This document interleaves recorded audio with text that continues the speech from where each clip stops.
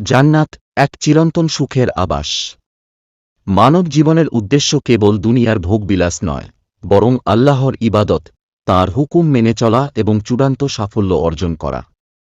সেই সাফল্যের নাম হল জান্নাত। কুরআনুল কারীম ও হাদিস শরীফে জান্নাতের বর্ণনা এসেছে বারবার।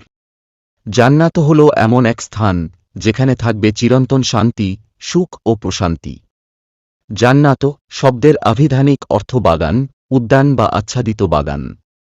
ইসলামী পরিভাষায় জান্নাত হল আল্লাহ তাআলা মুমিনদের জন্য প্রস্তুতকৃত চিরস্থায়ী আবাস, যেখানে থাকবে অফুরন্ত নেয়ামত, অনন্ত আনন্দ ও দুঃখকষ্টহীন জীবন।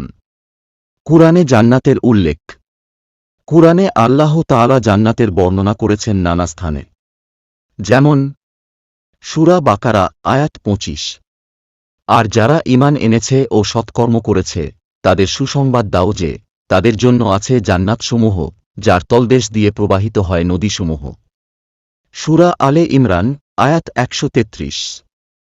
তোমরা তোমাদের প্রভুর ক্ষমা ও সেই জান্নাতের দিকে ছুটে চল, যার বিস্তৃতি আকাশমণ্ডলী ও পৃথিবীর সমান, যা প্রস্তুত করা হয়েছে মুত্তাকিদের জন্য। জান্নাতের স্তরসমূহ। হাদিসে এসেছে জান্নাতের বহু স্তর রয়েছে।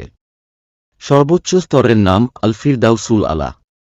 নবী করিম সাল্লাল্লাহু আলাইহি ওয়াসাল্লাম বলেছেন, যখন তোমরা আল্লাহর কাছে জান্নাত চাইবে তখন ফিরদাউস চাইবে, কেননা এটি জান্নাতের মধ্যভাগে এবং সর্বোত্তম স্থান।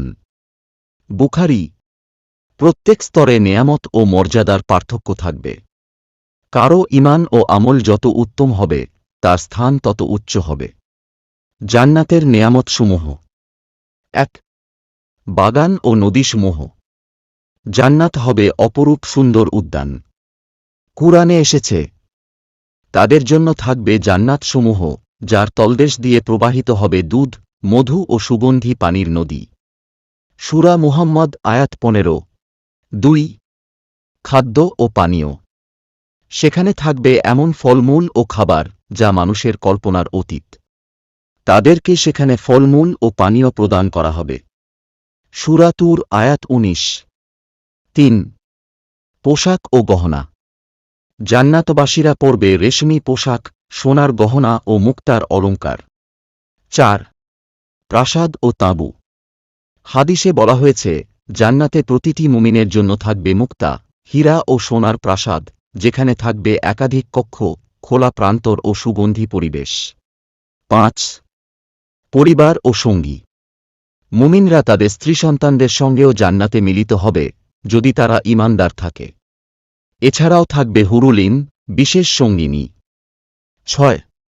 দুঃখ যন্ত্রণা থেকে মুক্তি। জান্নাতে কোনো রোগ, মৃত্যু, দুঃখ বা শোক থাকবে না। কেবল আনন্দ, শান্তি ও প্রশান্তিই থাকবে। ৭. সর্বশ্রেষ্ঠ নেয়ামত আল্লাহর দর্শন। সবচেয়ে বড় নেয়ামত হবে আল্লাহ তাআলার দর্শন লাভ করা। জান্নাতে কারা প্রবেশ করবে? কুরআন ও হাদিসে বর্ণিত। যারা ঈমান এনেছে, যারা সৎকর্ম করেছে, যারা শিরক ও কুফর থেকে বেঁচে থেকেছে, যারা আল্লাহকে ভয় করেছে ও গুনাহ থেকে বিরত থেকেছে। জান্নাত লাভের উপায়। আল্লাহ ও তাঁর রাসূল সাল্লাল্লাহু আলাইহি ওয়াসাল্লাম এর প্রতি দৃঢ় ঈমান রাখা।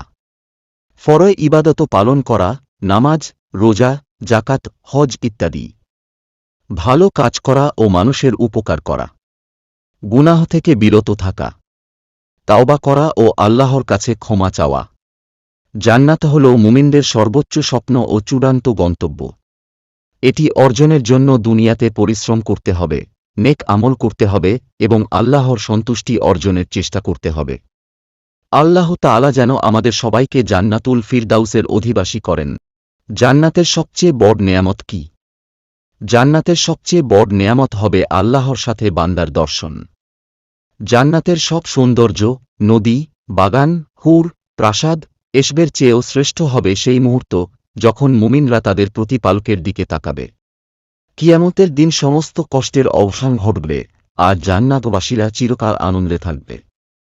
কিন্তু আল্লাহর দর্শনের আনন্দ এত গভীর হবে যে কত দিন, কত বছর কেটে যাবে তা কেউ জানবেই না। সময় সেখানে গুণে শেষ করার মতো নয়। এ দৃশ্য হবে অনন্ত শান্তির, চিরন্তন ভালোবাসার আর মুমিনদের হৃদয় তৃপ্তিতে ভরে উঠবে।